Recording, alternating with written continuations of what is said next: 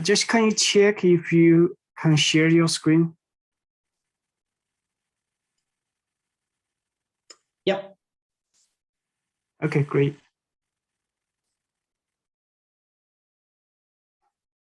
Good morning, everyone. Thank you for coming to the From Research to Market talk, the first webinar which we organized for the industry and innovation program that the College of Science is setting up. And thanks to Dean Fernando and Associate Dean for Research, Pat. And we agreed to have Josh and TJ to introduce what we have at Mason to move things from research to market. Before we start, Pat, do you have anything to share with us before Josh start? Not really. Welcome to everybody. Okay. The dean is traveling today, so he won't be able to join us. He's driving from Miami. But I think this is really an important aspect of our research programs. Okay, to think ahead of what is potentially commercializable, and it benefits both the university and the individual PIs. Okay, so I'll let you guys go ahead. Thanks again for everyone for being here.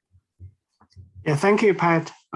So it's great to have Josh and TJ to talk to us about from research to market. And Josh is directing the ICAP program at Mason, which is a collaboration between George Mason and the Virginia business. So that is in fact helping George Mason a lot move our research into the market. And TJ has been helping from the industry side a lot. He has been successfully getting about 1 million funding for startups and industry side. So it's really great to have you, Josh and TJ. Josh, when you're ready, please go ahead. So we're going to have about 30 to 45 minutes presentation by Josh, and then we will follow up with question and answers. And when you have any question, please do not hesitate to put in the chat window. And after Josh and TJ presented, we will go to the question. So anytime any idea come to you, you had a question, please put in the chat window. Josh, the floor is yours. All right, thank you so much. I really appreciate the introduction and very happy to be here. I will reiterate that if you do have any questions, please put them in the chat. I won't immediately address them, but I will make sure that we review those at the end once the presentation is done. So I will go ahead and share my screen.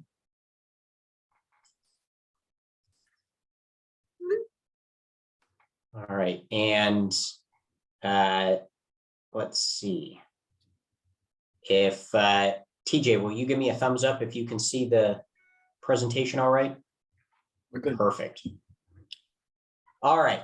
I'm dealing with multiple screens, so if you see me looking all over the place, it's because I'm looking at, sometimes I'm looking at you, sometimes I'm looking at the presentation.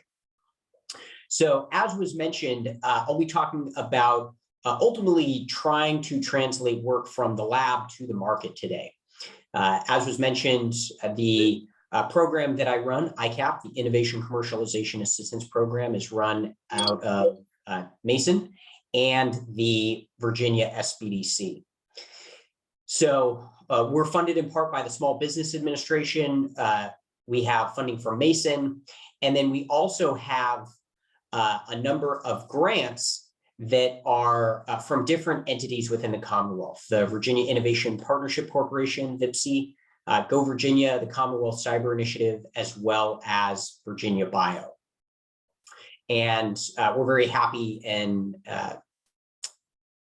very excited to have those grants because it has allowed us to grow our program to serve a multitude of individuals across the Commonwealth. And I'll get into that a little bit later.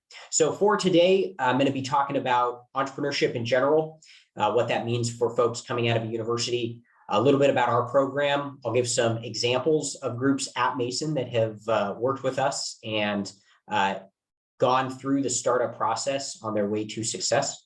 And then we'll open it up to question and answers at the end, and will ultimately be available until 11:30. I'll be available until 11, and then TJ will be able to continue for that last half hour. Ultimately, I want to make sure that we address everybody's questions. So at the end, my information is also provided. So I encourage anyone who has questions after today's session to please follow up. So first and foremost, we'll talk about what entrepreneurship is and what that means. And ultimately, it means that you are being enterprising, being resourceful and showing initiative. What ultimately everybody who has to apply for grants has to be.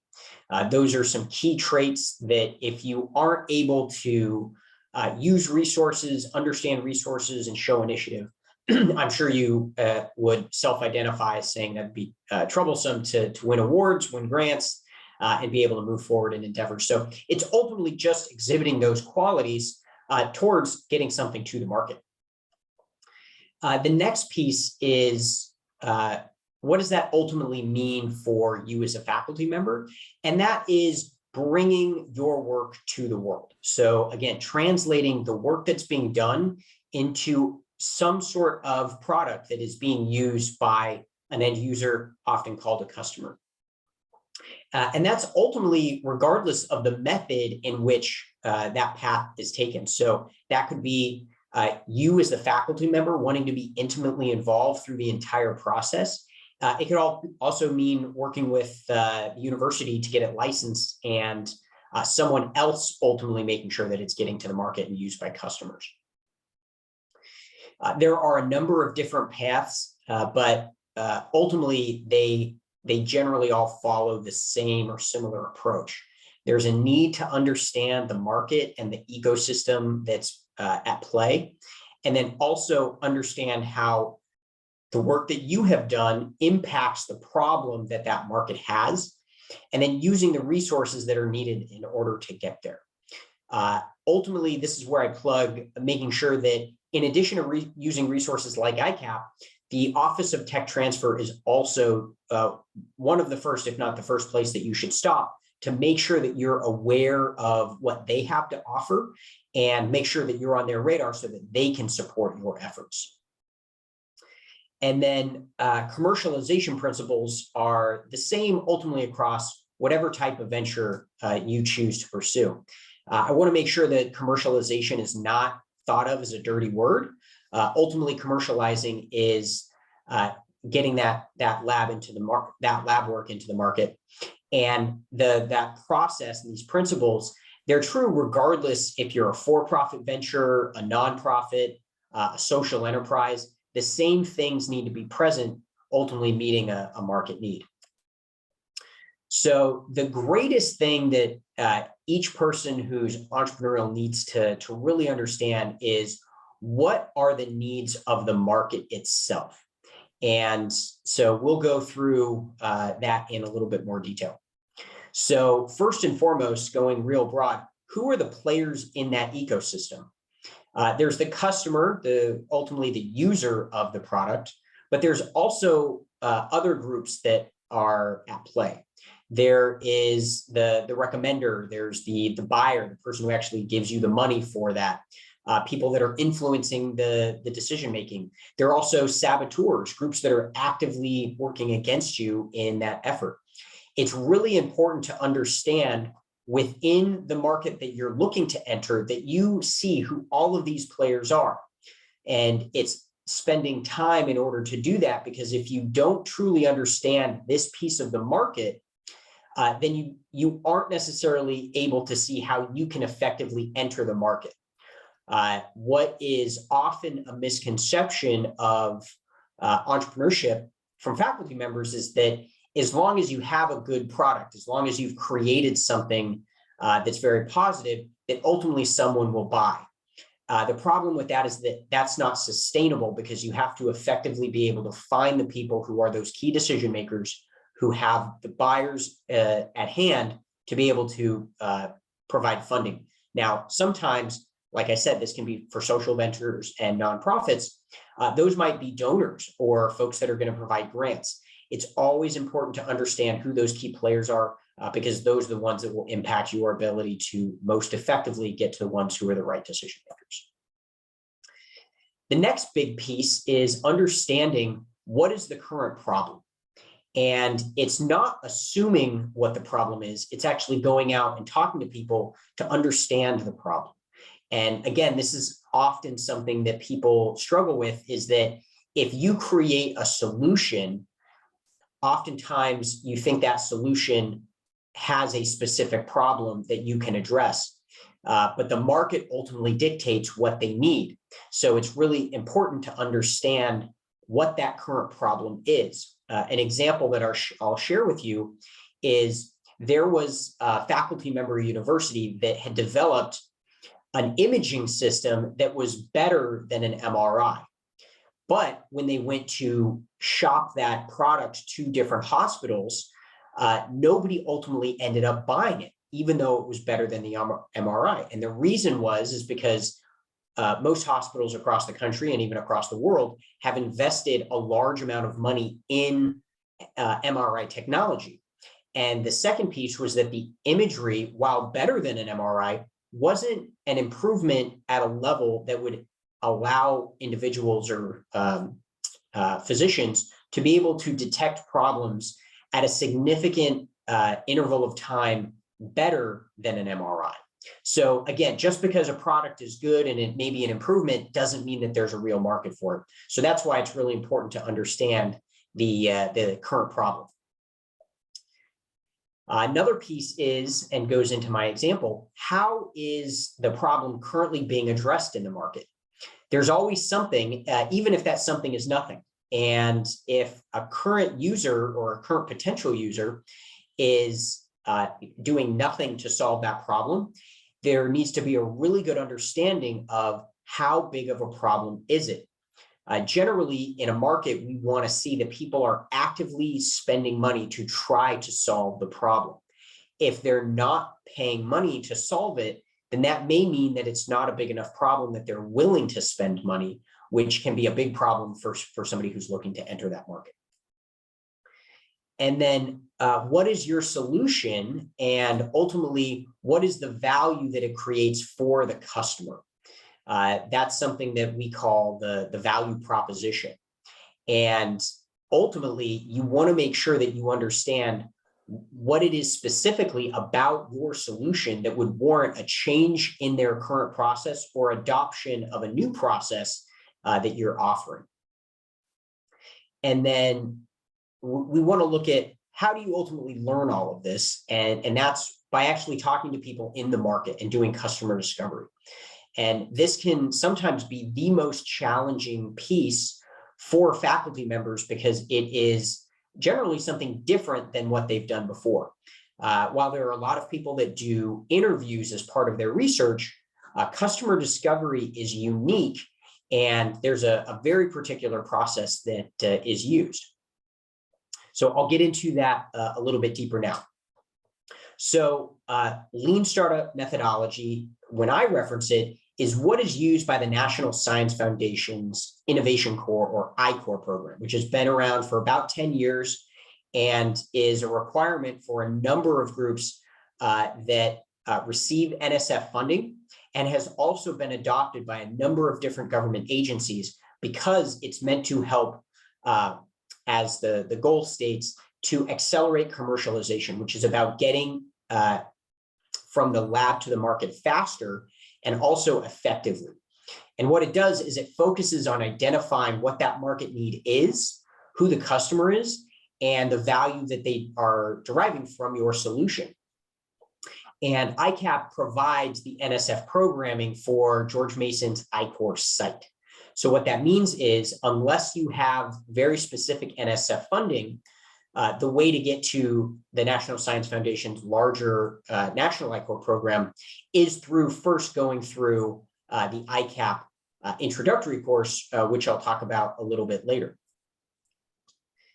And Lean Startup is based off of the scientific method. It is developing a hypothesis It's going out, it's testing that hypothesis, and analyzing the data that's collected, and then adjusting as needed.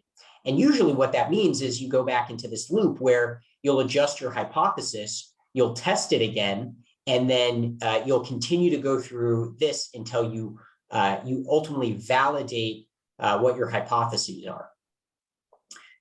And from there, we're looking to create what's called product market fit. And what that means is that you are matching a customer who has a problem to a solution that results in a benefit for them. And there is a sufficiently large enough validated market to sustain that venture. Meaning, if you have a product that you can only sell to 1 or 2 people, that's generally not a large enough market to make it sustainable, unless you are selling something on the scale of a nuclear aircraft carrier, which are multiple billions of dollars for each one. So that is a brief summary of what customer discovery is, and going through not only that scientific method process, but understanding what we're trying to find.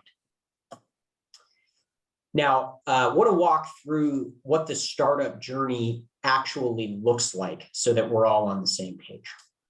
So this is generally how the process works. There's some sort of exploration. There's research that's going on, deep research in a lot of cases, where there may or may not ever be a thing. It's being looked at. Once that starts to come together, there's idea formation along how could this ultimately be used.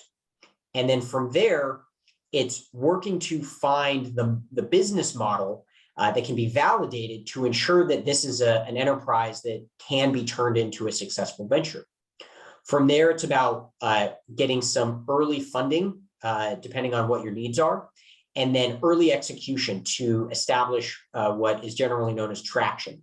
This can be making sales. This can be identifying users. It could also be setting up pilot programs.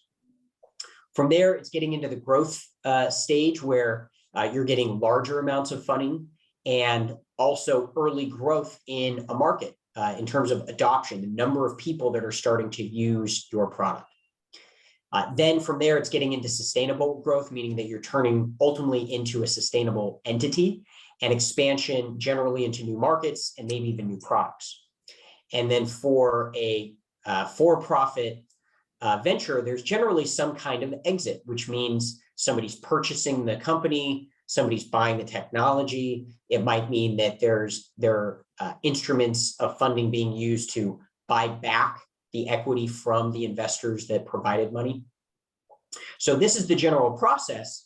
And now I'll overlay when funding generally comes in. So grant funding, like from NSF or NIH or any number of different government organizations, as well as some private organizations, are really at that early stage. They're meant to give funding for ventures that are too risky for private entities to want to give money to. So they're funding you to be able to figure out if there's something there. There's usually a gap period where you yourself, or they call it the friends and family round, because that's generally where some folks get money. That can also be from early angel investors, people that are trying to get in very early to get a good deal. And then once you have validated your model, the means in which you are going to run your business, that gets into what's called seed funding. That's enough money to help get you from those first early customers to your initial set that will help hopefully establish you on a growth trajectory, and then moving into venture and private funding. So that's generally when funding comes into play. Our ICAP introductory course, which is that precursor to the larger NSF program, really is meant to help from that ideation to business model validation stage. National I-Corps is meant to move groups from that business model stage to getting really into identifying the early adopters and then starting to get into growth.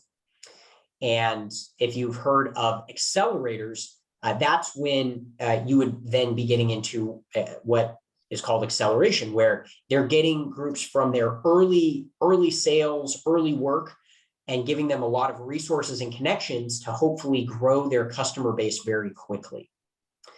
And then our program, ICAP, covers that entire process. So we are a long-term mentorship program, and our goal is to help help with the commercialization process and accelerate it so you can avoid pitfalls and ultimately get your work to the world faster. And in doing so, both saving time and funding. And it's very important from our perspective that groups are getting the resources that they need. So we work with a number of groups throughout the Commonwealth, as well as the greater DMV, to make sure that people are aware and our clients are aware of the opportunities that they have. So I'll talk next a little bit about what is needed to ultimately get there. So it's really important to have a full understanding of all of the factors that go into that market and the customer that you would be intending to work with. Now, the work that we do, as long as you have the idea of what you're looking to create and who you're looking to serve, that's all you need in order to get value out of our program. So some folks say, well, I want to finish my research or I want to get to a certain point. Ultimately, as long as you know those two factors, it's very easy for us to be able to say, here's how we can help. We'll put you through our process, and then we'll continue to work with you for as long as needed. Some of our earliest clients are faculty members at institutions of higher education throughout Virginia. And so we've been working with them for 4.5, almost 5 years. And for a lot of startups, that's what the timeline can be. Doesn't always have to be that long, but it can be. So we are here, and I bring it up to highlight the fact that we will continue to support groups as long as needed. And there is a need to make sure that there's a clear plan to address the factors and the various different aspects to make sure that there's that clear understanding of the market and customers. We do this through customer discovery, going out and actually talking to people in the market, so that you can ultimately base the decision-making on those findings. So it's not based on guesses or assumptions, but validated data that can be used not only to just help you as a business, but also that's what grant applications are looking for. Most nowadays have a commercialization section. So being able to use this information is really key there.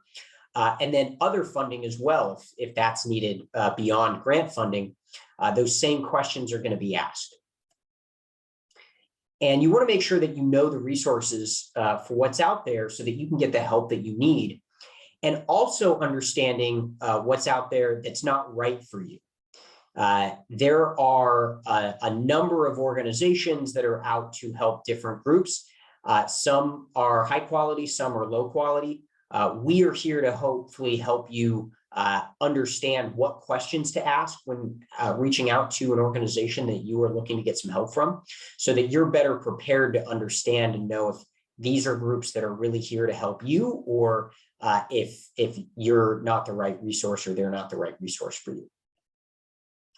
And ultimately, like I mentioned earlier, there's different paths. You want to make sure that you're picking the right one for you.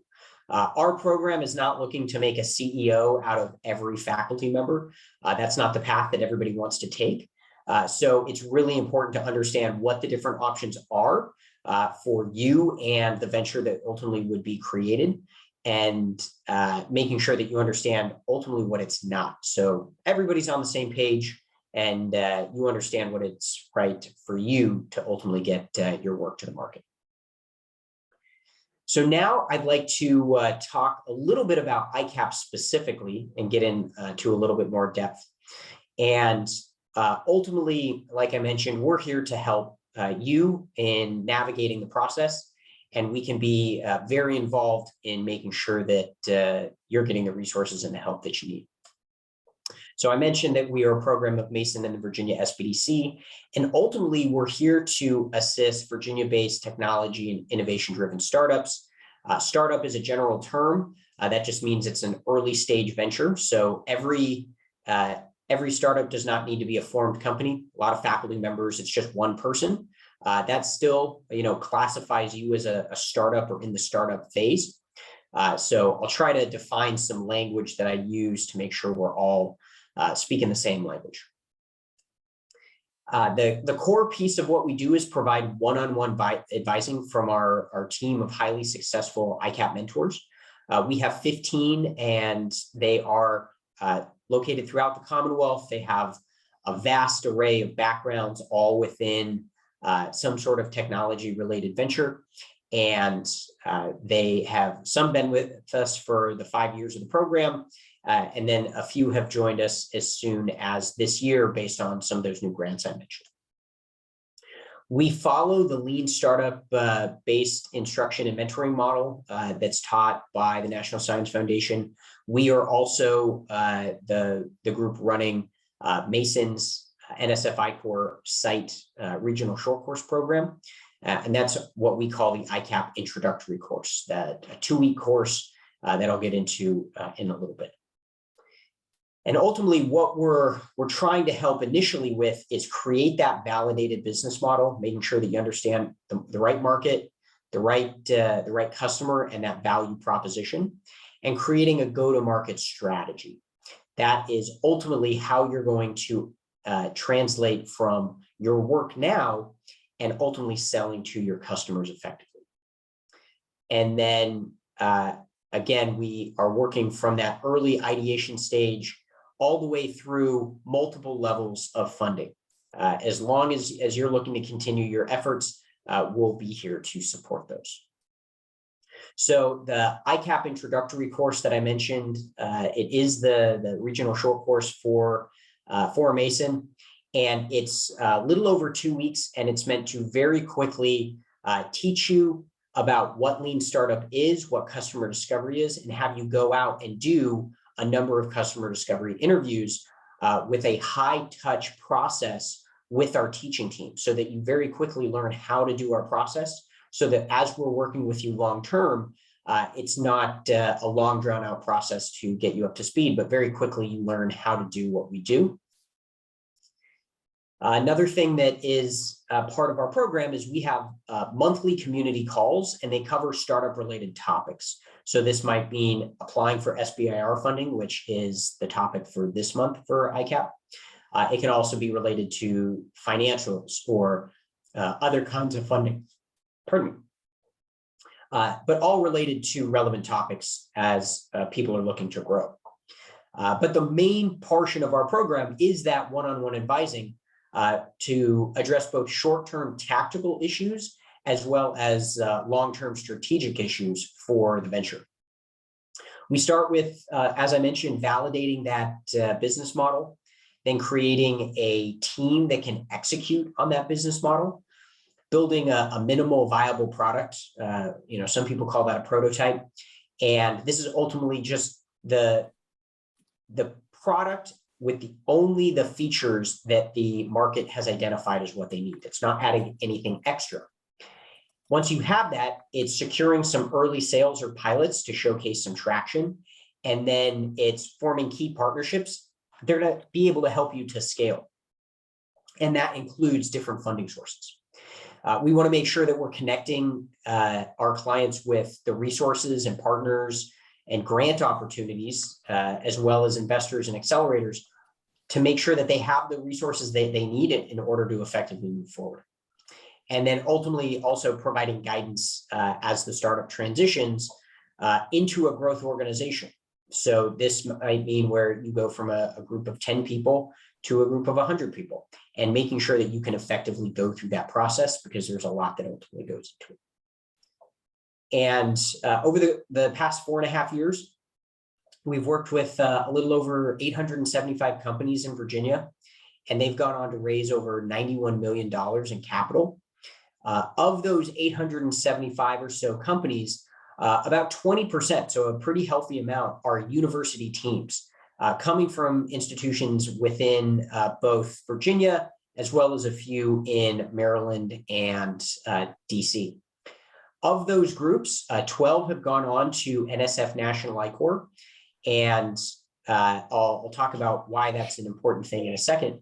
But we're very proud of that number because we are, if not at, we are above the number of teams that have gone from different institutions in Virginia.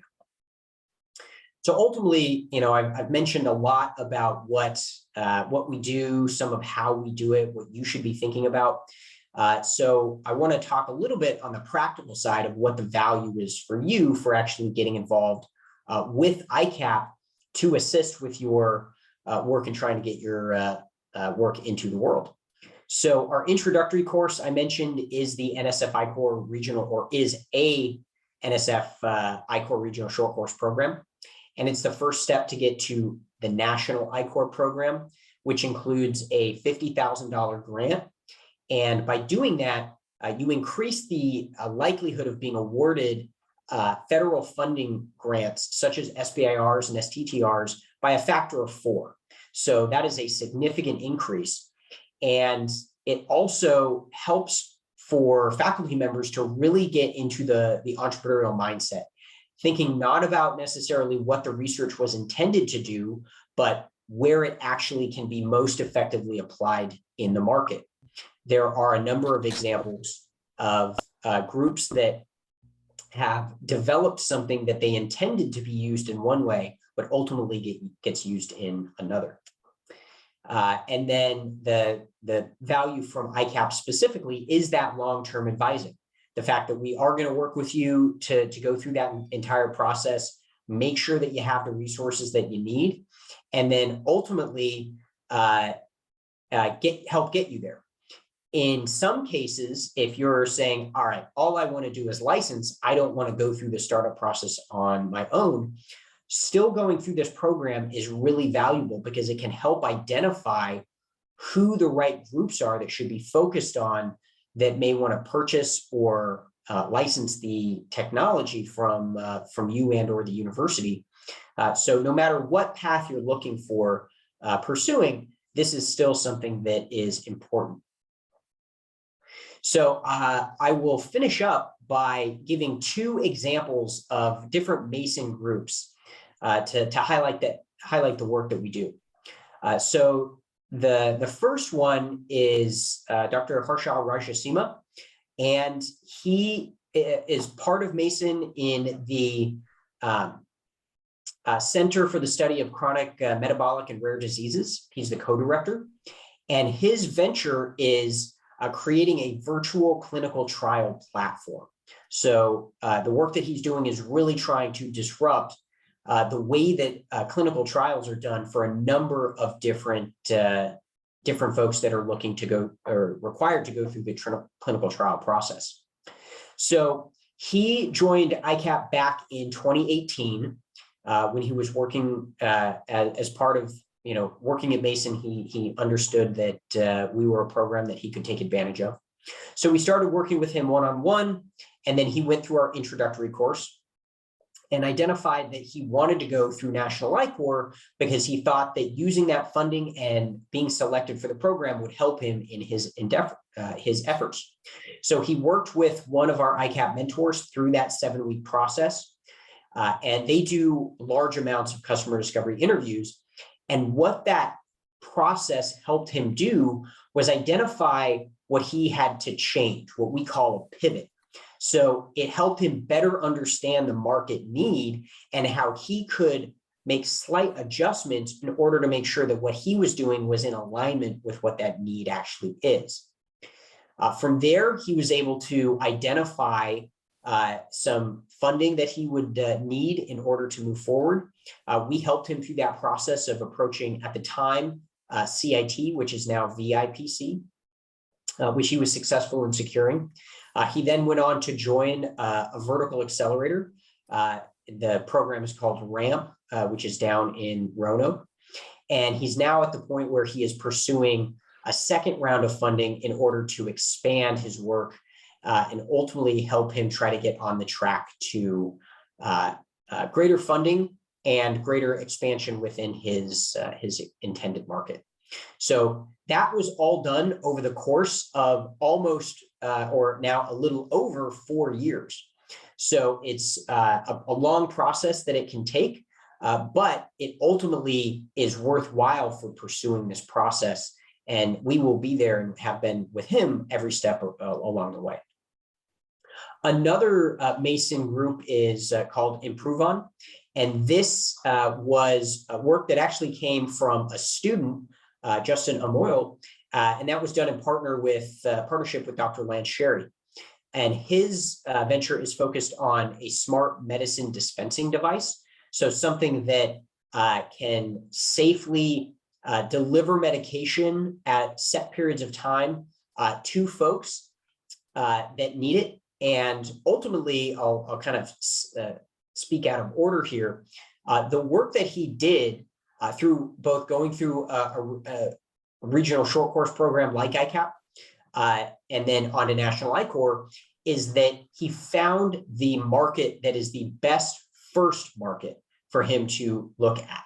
And this was a group that is cognitively limited, so that they have a caretaker, but they are still functional and can be able to use this device on their own. So they have a system that is paired with an app that caretaker can set the times that certain medicines are provided throughout the day, so that the actual user of the medicine knows that when a certain medicine is dispensed, that it's time for them to take it. So it helps prevent over medicating or taking things at the wrong time.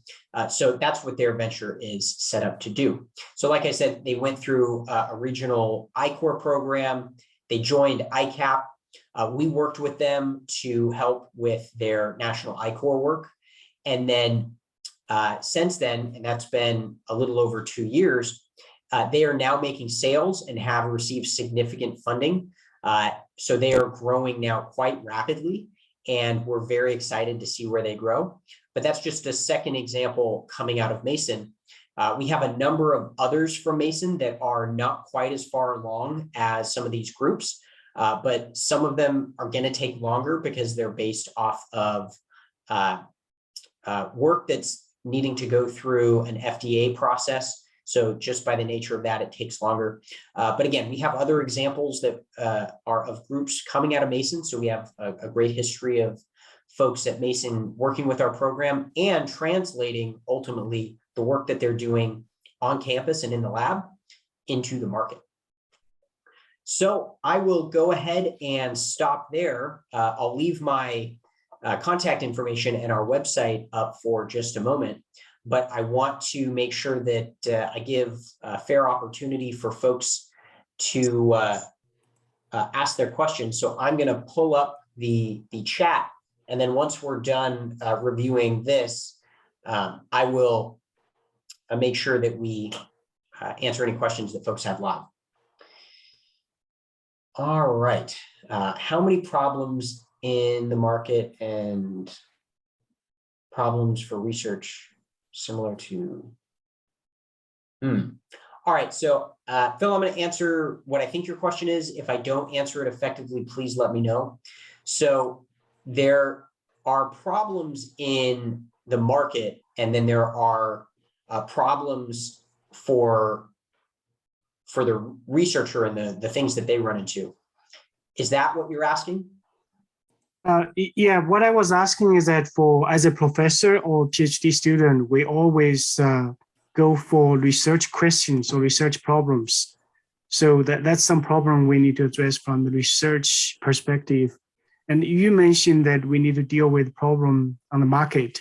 So those two problems, what's the difference and what's the similarity between them? Great question. Happy to answer that one. And I'm going to stop sharing now. If you need my contact information, I'll make sure that I add that in the chat a little bit later. So ultimately, the difference between the research question and the market question, the short answer is they are not always going to be the same, but they can be. It's kind of like the square and the rectangle. So for the work that researchers are looking to do, it can absolutely be solving a problem. However, it doesn't mean that that problem is going to be a commercializable effort. So for instance, I'm just going to throw out a deep hypothetical here. There could be a research question that's posed about, can we effectively transmit a radio signal from Earth to a location 150 light years away?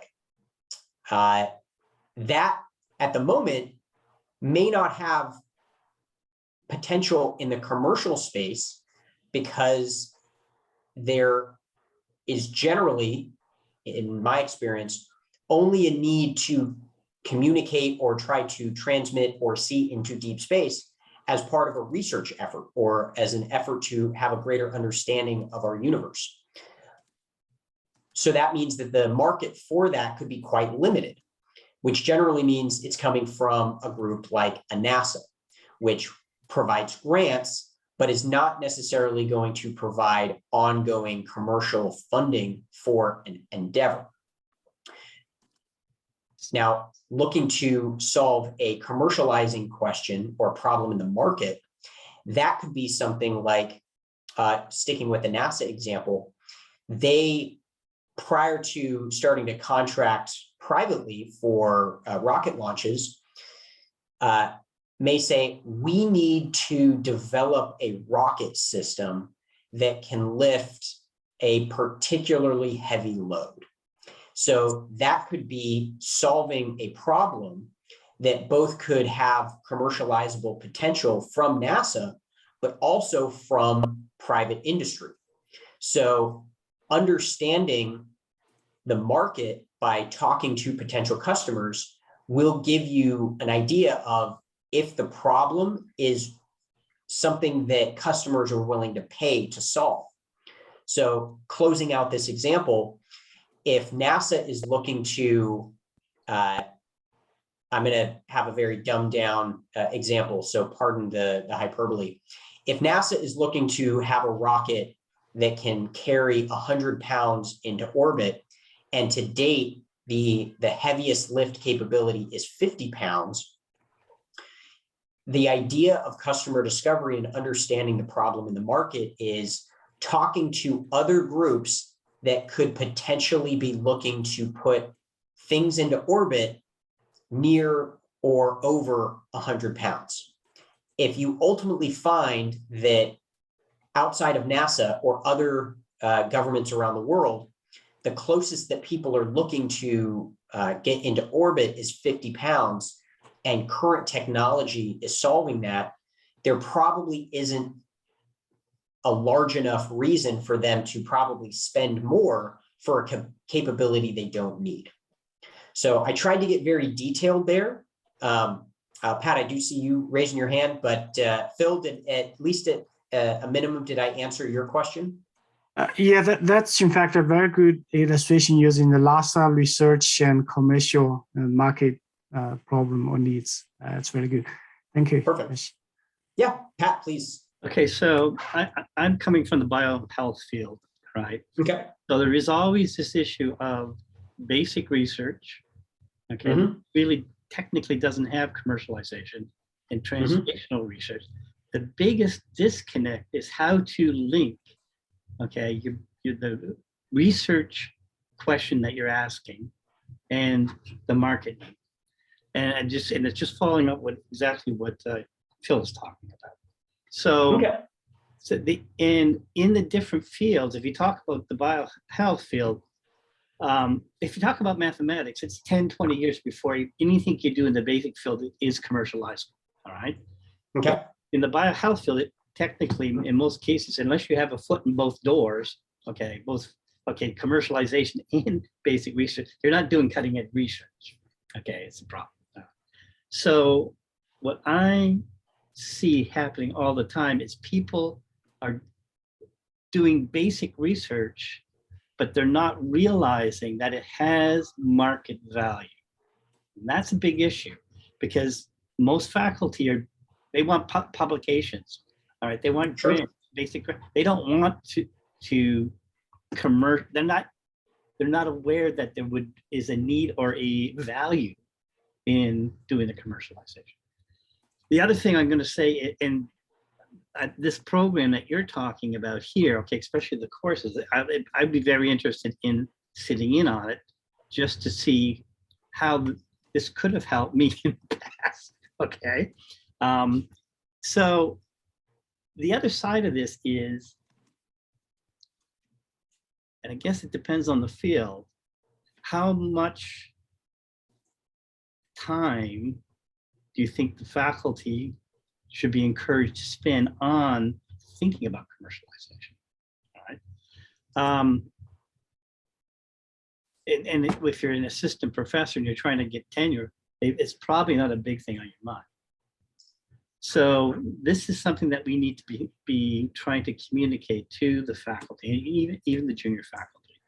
The other problem I've seen in the past, and I've been involved in a number of commercialization projects, okay, is the scientist doesn't make a good CEO, okay? They don't think the same, it's a different view of the world. Mm-hmm. So the worst endeavor that I've been in is that the research scientist was the CSO or was the CEO, and it was a nightmare, okay, because it doesn't work out. It doesn't work out. So how to communicate, or it's not just the venture capital, but how to put together a commercialization team. All right. Sure. Okay. That's one of the big things that we need to be thinking about communicating to the faculty. Right. A good example. Good example is we have Cirrus, which is a spin-off of GMU for the nanoparticles. Okay. We also have a group that is spun off technology for the lipid nanoparticles for the vaccine development. And they literally have a separate team that's doing the commercialization and trying to keep them separate. And I think that's an important idea that we need to be thinking about. Okay. Anybody else? Yeah, I will try to address the three topics you just brought up. So I'm going to go out of order because I want to make sure that I answer the easy ones first and then can get a little bit deeper. And we'll see if I can answer anybody else's questions before I have to jump off and TJ can continue answering questions. So first, how much time should be spent on this? I think over the next few years, Mason is going to start, this is not an official comment at all, this is just my perception, that looking at tenure track, that the university, like other universities around the country that are tier 1 or R1 research institutions, are starting to put commercialization as part of the greater tenure track review. And that's an important thing for universities to start doing because it will start acknowledging that this is an important effort that they're looking at. In terms of the amount of time that should be spent on this, it's going to be different for every individual. If they are a professor that is actually an entrepreneur that has experience, but is an adjunct faculty member that is also teaching, this might be very easy for them to be a CEO. I have worked with a number of individuals that are PhDs in a technical field that are the CEO and they are an adjunct professor. I've also worked with a lot of folks that, as you mentioned, they are not the CEO types. So it's important for them to understand what path they want to go down and what it will take. For a lot of folks, that means that they would likely be the CTO, the Chief Technical Officer, or I think you mentioned CSO, the Chief Scientific Officer. And it's identifying another individual who will take on that CEO role to help move the effort forward. And the last piece I'll try and answer is how to make sure that faculty understand when they're doing just basic research as opposed to something that could actually be commercialized. And the answer to that is, I think as a university, and then certainly within a particular college, like the College of Science, it's making sure that topics like what I'm discussing today are continuously being discussed at meetings so that people have it front of mind. And it can be as easy as being part of the work that either they're doing on their own or as part of a research group, if that includes graduate students, postdocs, master's students, undergraduate students, so that there's an understanding of what they're doing and how it could impact the market and the world. And all that it takes is an idea. So if somebody is doing research about nanoparticles, to use something that you mentioned, if they have a thought where they want to see if, or they believe these nanoparticles that they're doing research on could perform X function, then it's creating a hypothesis that you don't need to prove that it can actually do it. It's understanding where would that impact the world, and then starting to talk to people in that ecosystem. It gets a little more complex, and we can work with people to do that. But ultimately, it's taking just a little bit of time to talk to a few people to understand if that is a real problem and how these nanoparticles in this instance could be impacted by that. I'll stop there, see if those addressed your comments, and I can get deeper if need be. Okay, so just one point that you brought out, okay, recognizing patents as a publication, okay, would go a long way. Sure. The issue there is going to be is how do you change the current P&T process in the different departments? This has to come from the VPR's office. Okay, actually probably from the provost, that this is recognized as a valuable contribution to the university. So it's a good point, but it's going to take some cultural change with as we transition through this R1 process. Okay, but it's absolutely, and I think that it's important that you would communicate that your feelings and talk about that as a College of Science team, and then making sure that the dean is communicating that to the provost's office, to the VPR's office. So that, for one, I spoke last week with the VPR. He understands this. And I think that it needs to come both from the top down and the bottom up, so that ultimately groups are meeting in the middle. So the more that you all are talking about the work that you are doing, the easier it is to then be able to communicate that through the dean to say, hey, here is a very clear way that we can help the faculty members see that we as a university are recognizing that commercialization is an important endeavor. And by recognizing by recognizing patents as a publication is a key item. And that will have a secondary effect, which will mean that will increase the number of faculty members going to the Office of Tech Transfer, which ultimately handles that process. And that the OTT is getting a lot of specific funding to grow right now. And the more that they're being used, the more that the administration sees that there's a need to continue that funding. So I 100% agree with you. I am going to have to stop there. I will introduce TJ so that he can continue to answer questions. Sorry, I can't continue to answer, but TJ will absolutely be able to assist. TJ has been a part of our team for about 6 months, but he has spent many years working with startups in Virginia, and will be able to assist you. And thankfully, I did see that he put my contact information in the chat. Please feel free to reach out to me. But for now, I will pass it over to TJ. Thank you very much, TJ. Thanks, Josh. Thank you, Josh. Yeah, TJ, in fact, we do have a question asked by Doug here. It's related to what Pat and Josh were exchanging over there. So if you can see that question, yeah. Absolutely. So Doug, sorry, we didn't get it answered by Josh, but I will try and help as much as I can. My view is obviously both the research, firstly, for the benefit of the whole group. The question is, due to the long time scales of both research and commercialization, is there value in conducting preliminary commercialization research at the onset of academic research? So my short answer is yes.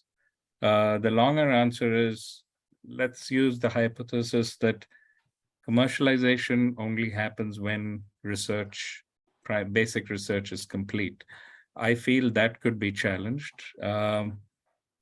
There are possible off-ramps for commercialization even before your end objective is reached. That's one possibility. The other thing is, your primary research objective may end up with a commercialization potential of a subcomponent in a different area. So one of the benefits of ICAP is, one of the benefits of the overall lean startup process is, by definition, it's lean. So hopefully it won't put a lot of overhead. The NSF iCore program, yes, it is a 7-week, multi-hour week, but the ICAP is short, and it's we have ongoing assistance, so we could even meet once a month, once a week to keep it going. So my longer answer is, please engage with us so that we can, from time to time, while you're doing your basic research, look into the commercialization potential. Doug, does that answer, or you want to come off speaker and off mute and ask?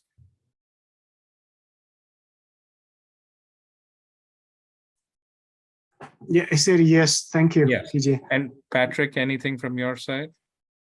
No, that sounds good. The main things are you're bringing in excellent points that we need to start communicating to the faculty. Okay, all right. This is a good start. Sure. Any other questions? Yeah, TJ, in fact, I do have one.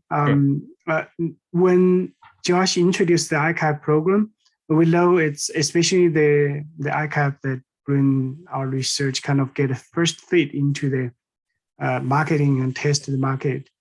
And both Josh and Pat mentioned it's very hard for us to be a marketing person and to find out if we have market for our research. So what is your advice about who to be that market person and how to find that marketing person? So I'll give you an answer, but there's a big bias over there because I'm a marketeer. So, in that movie, My Big Fat Greek Weddings, basically the person says everything's invented in Greece. So as a marketeer, I feel that marketing is the underlying thing of all entrepreneurship. So that's my bias. But the fact is, most marketing is, most entrepreneurial challenges are growth oriented. So the difficult challenge over here is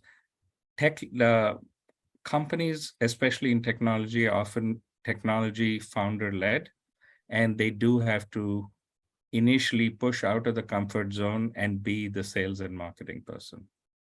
At the NSF iCore, that's exactly what the initial message is, which is, you're a professor researcher, okay, now you're an entrepreneur, or you're a academic, now you're an entrepreneur. So you have to take on that initial role. As the company grows, you can bring on people, but you can't outsource the initial growth. Now, while that may sound scary, the good news is, I think it strengthens both sides and it improves the research by listening to the customer. Clear enough, Phil? Or yeah, thank you. at least my view. If I may, I have a few notes here. Let me just, jump in proactively and then stop me with questions. Firstly, to clarify, the lean startup process is, the end result is a business model canvas. And the business model canvas has 9 modules, but we and the NSF iCore focus on identifying your customer segment and identifying your value proposition. So those two modules out of the 9 are the most important. Everything else falls into place. So the difference is scale. For us, in our few-week program, we focus on 20 interviews. At the NSF I-Core, it's 100 interviews. Sounds easy, but it's not really. And I'm not trying to, scare anyone off. But the fact is, even I, as a marketeer, I'm not necessarily like a salesperson. I don't want to pick up the phone and speak to someone. Or as an entrepreneur, I have a vision and a dream, and I don't want someone else to, cast doubts on it. And the fact is, I push myself out of the comfort zone, and I know it's maybe even harder for an academic researcher, but it has to be done. The 10 with us, the 10 and 20 is a great warm-up. Because if you can do that, you'll have much more comfort than being tossed into the scary world of the big NSF I-Core thing, because that pace also is very high. In a certain day, someone will say, by the end of the day, I want you to do 3 or 4 interviews. So that's one thing. The other thing is commercialization. I see it as a sliding scale. So if we look at technology readiness level TRLs, and we take TRL 1 through 9, if we bucket 1 through 3 as basic research, 4 to 7 as tech demonstration, and 8 to 9 as tech application. So how should the researcher be involved? I see that more as a 2 factors. One is what stage you are in TRL, and the second is what is your interest. If you look at, like, do you want to do that? Like Patrick mentioned, some researchers don't want to become entrepreneurs. So if you take that as a grid, which is your TRL level and your level of interest, you have a sliding scale. The lowest end in involvement is work with the Office of Tech Transfer. We can coordinate with you and just do IP licensing. The middle level is the be an advisor or a CTO. And the top level is, in terms of involvement, it's not a level good or bad, is be a entrepreneurial lead and lead the business. So that was one idea I wanted to say is it's not a binary yes, no. It's a sliding scale based on your TRL level and your interest. Any questions on that?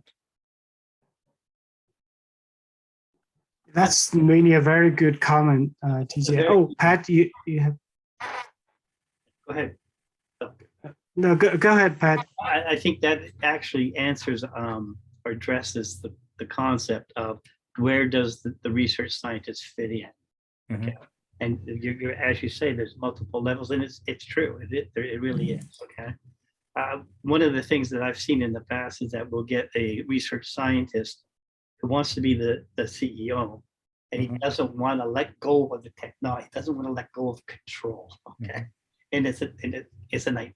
Okay, it can be a nightmare. But this idea of a sliding scale, I like that. Excellent. Yes, and it also depends on aptitudes. And you look at the Google founders were actually both PhD and tech-led, and they evolved, but it covered them for the first 5 or 7 years. But some, even the first year, you need to have. The examples we gave with Professor Rajasimha for rare diseases, so he's a tech-led, and he's taking on the CEO role. The other thing which may help everyone on the call is when you go to the NSF I-Core, you end up needing 3 team members. Member one is the entrepreneurial lead. That would be a postdoc, someone who knows both technology and commercialization, is willing to take on that role.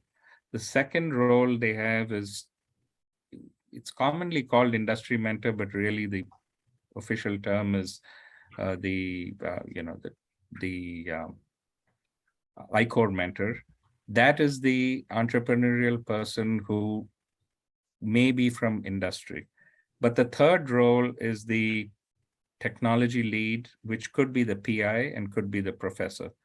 So even when you go to I-Core, the 3-member team, the professor could be one, and you'd have 2 other members. So it's not one person wears all hats, if that helps. Yeah, TJ, that's a very good comment. For the entrepreneur need the mentor. So I know there's some kind of program you say that you help bridging between the research, and could you introduce that in a bit? Because that's probably the most challenging part as a professor to compose the team for NSF. So one solution is work with the ICAP first, because it is good exposure to what we need. And then going through the ICAP process, before that, you can then start figuring out, we can tell you the team members, for example, entrepreneurial lead, industry mentor, and technical lead. One of the challenges is also recruiting these people, who's the right person, but also often these are non-compensated roles. So who's going to spend 6 weeks, 7 weeks, 10, 15 hours a week, right? In the summer, maybe when school starts, maybe not, right? So ICAP's a great on-ramp to preparing for NSF. The other thing I wanted to just put across from my side, the more I look at what's happening in the landscape, I'm seeing lots of, for me, I'm a marketeer and an entrepreneur. So I'm seeing a lot of interdisciplinary work across physics, chemistry, biology, and computer science. I'm obviously all of you are aware of that. But the thing is, when you get involved with entrepreneurship, you may be pushed out of, but not pushed out of, but pushed to work across disciplines. So synthetic biology, precision medicine, as an entrepreneur, I look and say, wow, exciting areas. But as an academic person, now you have to work across different functional areas. So I find that exciting, and you all have to see, how you advance your basic research and at the same time cut across sometimes other disciplines to bring a solution to market. Any other questions? Because it's only from your questions can I, tailor what you need to know. Yeah, I saw that we have researchers, faculty, and PhD students from almost every department in the college. It'd be good if you have any question, you ask now. You can type in the chat window, or you can unmute yourself to ask. TJ, maybe one question is, both you and Josh has been mentioning about the ICAP that you are helping set up between Mason and Virginia SDBS for NSF, kind of as a leading step. So how to get in touch with you and how to set that up, how to become part of that. In fact, Pat also mentioned that he may want to sit on that ICAP training just to understand how that works. So, right. So I put some links in the chat. The first thing is register for the ICAP program. But the second, because actually I didn't put that link necessarily, but there's a link where you just register and you can get one-on-one mentoring without joining the cohorts at all, right? Simple, straightforward, free. Obviously, I have to make that very, very clear. And people wonder, like, what's the catch? I'm a GMU employee. We are state funded. There is no catch. It is confidential. It's all one-on-one. When you're in a group environment, yes, you're sharing information with other teams, but not, beyond the point where you're doing any trade secrets or anything like that. So the basic, I can find the link or I'll send it later. There's a link where you just register and you can do one-on-one counseling with us. There's a second link which I put in the chat where you can join the cohort, and it just so happens, it's coming up. July is underway. So the next one is apply by August 9th. And for people, everyone's calendar is busy. We've actually laid out all the time commitment and all of that. So if you see that filled, that's pretty much people can figure there's 3 days upfront where you get the foundations, and then you have to do your 10 interviews. You do a midpoint you do a, course correction if you need, and you do 10 more interviews. And then you can go back to one-on-one counseling, but in this short boot camp, you have a good idea what it is, which sort of answers like someone like Doug's question is, should you get involved? Yeah, I mean, like at least learn the process and start ideating. I feel it's actually very valuable to researchers, where when you look at the market, it may spark off interesting and different and curious ideas, even in academic research. So. Yes, thank you, TJ. In fact, if you can share that link after this webinar, we will compose a list of resources and share with everyone who participated, and also with faculty and PhD students within College of Science. And that would be very helpful. Thank you. Us.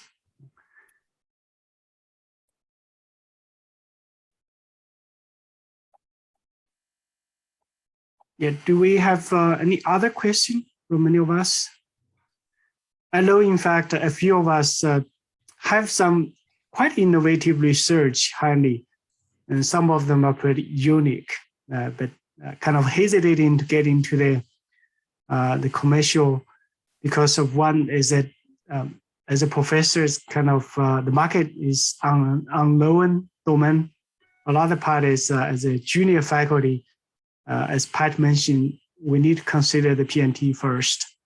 So how that comes into play.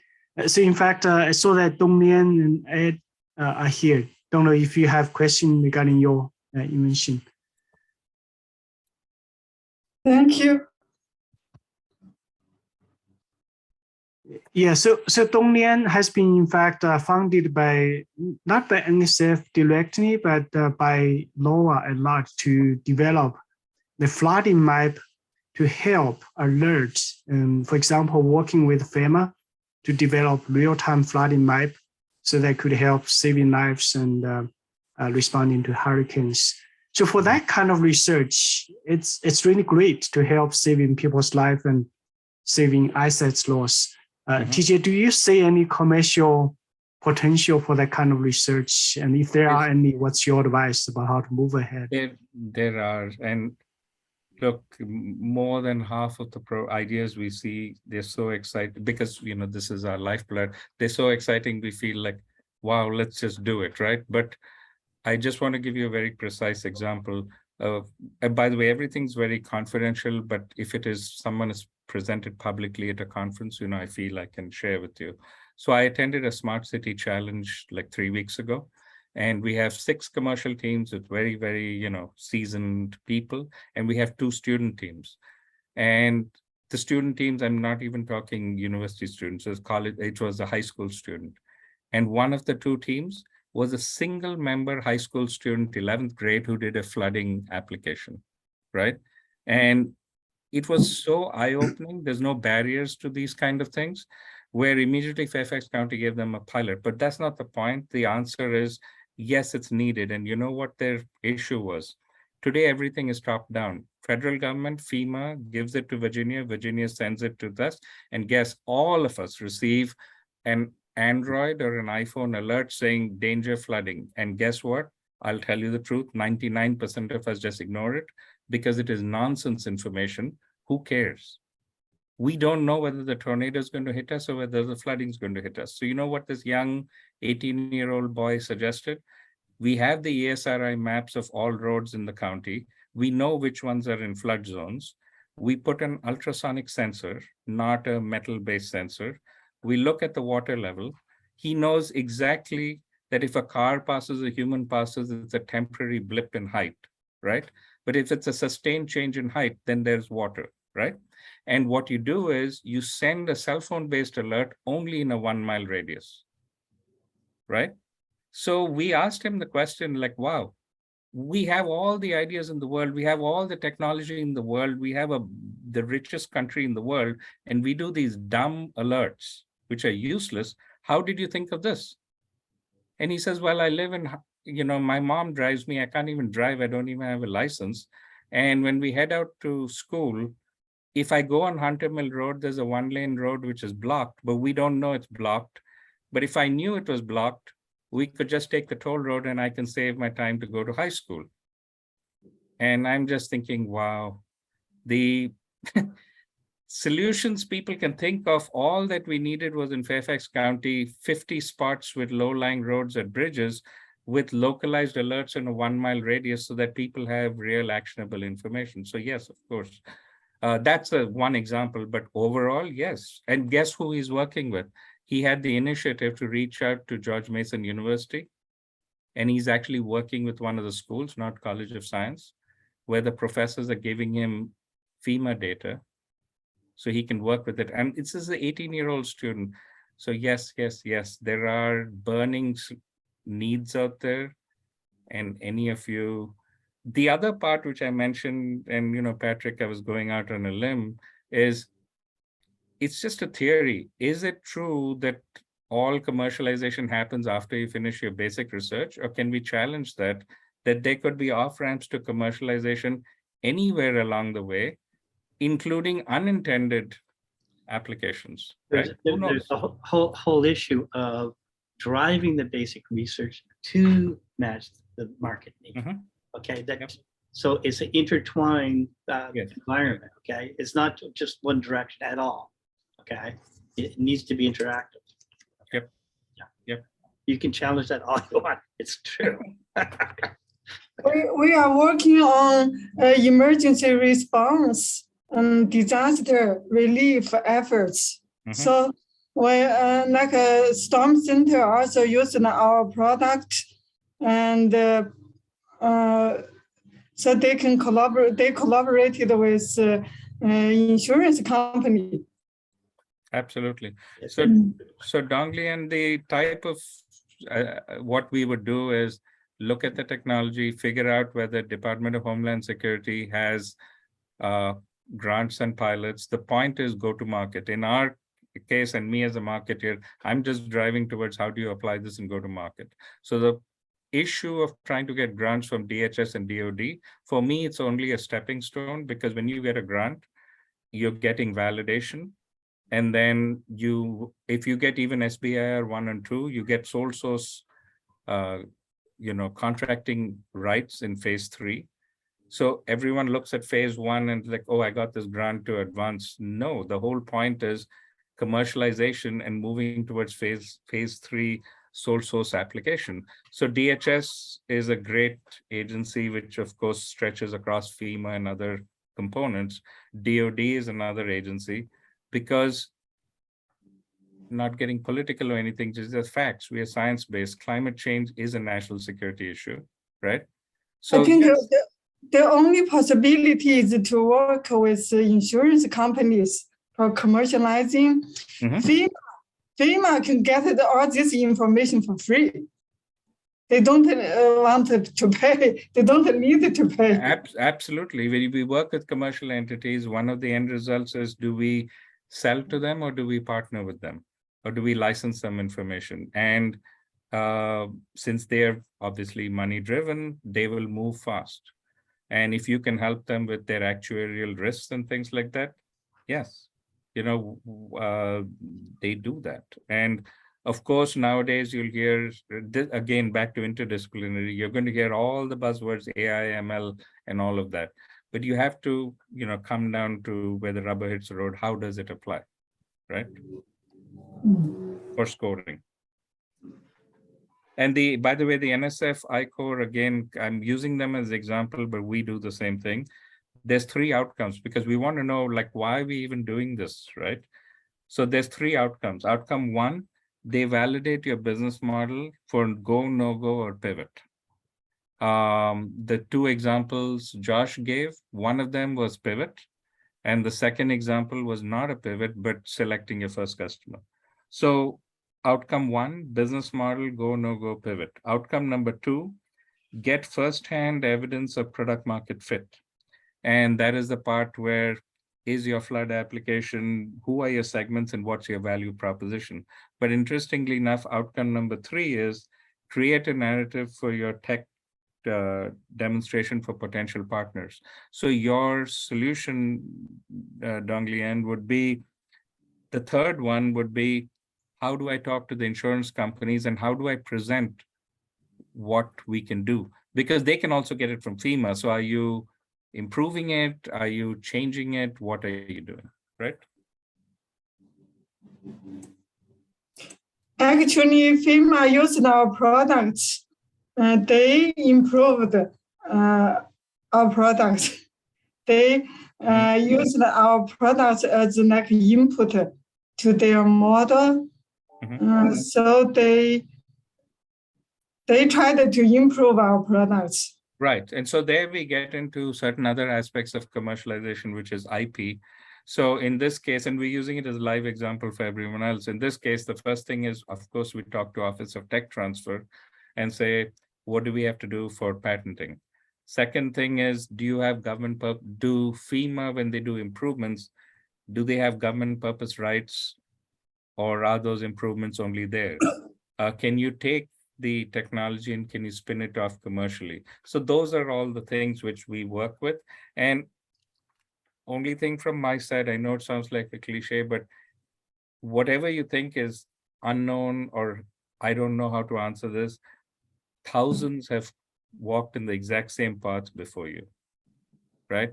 And we are not reinventing anything. We're just trying to do the same best practice. Should I leave a job? Should I not? Do I have to hire a tech founder? Do I not? How do I raise money? These questions have been answered by innumerable people. We can just maybe help you along the way with the best practices. So maybe that gives you some insight, Dong Lian. Yeah, in fact, that's a very good look at the question. That Dong Lian, in fact, has been quite successful on research side, receiving funding from several agencies and be taken by FEMA as to input in its operation. So on one side, it shows really good to the sponsors that it's been used to save lives. But on the other side, from the university side, we want to protect Dong Lian's invention, and hopefully that could benefit many more people because of that protection. Yeah. So that's something maybe Dong Lian needs to have a talk with the Office of Technology Transfer, and if she wants to do commercialization, maybe she can talk with Josh and you to see what's the first step to get into that. Absolutely. And that's also a parallel effort, talking with tech transfer. Doesn't have to wait for advanced research or even wait for us. Start talking with tech transfer. What's involved? Am I ready? The tech transfer office doesn't rush out and do provisional patents throughout the United States and worldwide just because you've approached them, right? So start the discussion. They'll see what is the, maybe they'll even tell you, go back in progress and come back, right? So everyone has the exact, most people have the similar questions. Should I only license it? Can I spin off a company, right? Well, start the discussion parallelly with us, with OTT, yes. It really is a value judgment, okay, of how much it's worth and how easy it is to commercialize. So you really do need to have an iterative discussion. Yep. Okay. Yes. And hopefully the university will start helping support prosecution of the patents. In the past, they have not. So it was up to the PI to go out and find funding to do the prosecution. Right. Yep. And that's, I think, changing. Yeah. We have about 2 more minutes. Do we have any final question for TJ? This has been very, very informative, frankly. Okay. I really enjoyed this. Okay. I appreciate your time. Thank you. Look, take the first step, which is reach out and have conversations with me, Josh, and other people. It's a resource. Thank you. You're not thank going you, to TJ. do it during the time of 9 to 5 office, and in the time of Zoom, we have more flexibility. Do it now. Entrepreneurship is only increasing. We're talking with people right from ideation and who are still 4 years away from a prototype, right? Talking about TRL levels, right? Yeah. Yes, many people are at TRL 1 to 3 and they're saying, well, is that ready? But don't worry about that. Start talking with us. Yeah, we'll be in touch, TJ. We'll summarize this and share with our faculty and PhD students within the College of Science. And thank you and Josh for spending the morning with us. Most welcome. And Phil, I put the link for the one-on-one, but even that, what we do is just reach out and we start talking to you and send you the registration link afterwards. So there's really no bureaucracy or anything like that. Okay. That's great. Thank you. Thanks for everybody. Thank you. Yeah. Thank you everyone for coming to this meeting. And also thanks to Tracy, who from the Dean's office, who helped put up the flyer out kind of in the last minute. Thank you. Thank you. Bye-bye. Thanks. Yeah. Okay, thank you. Thank you. Thank you.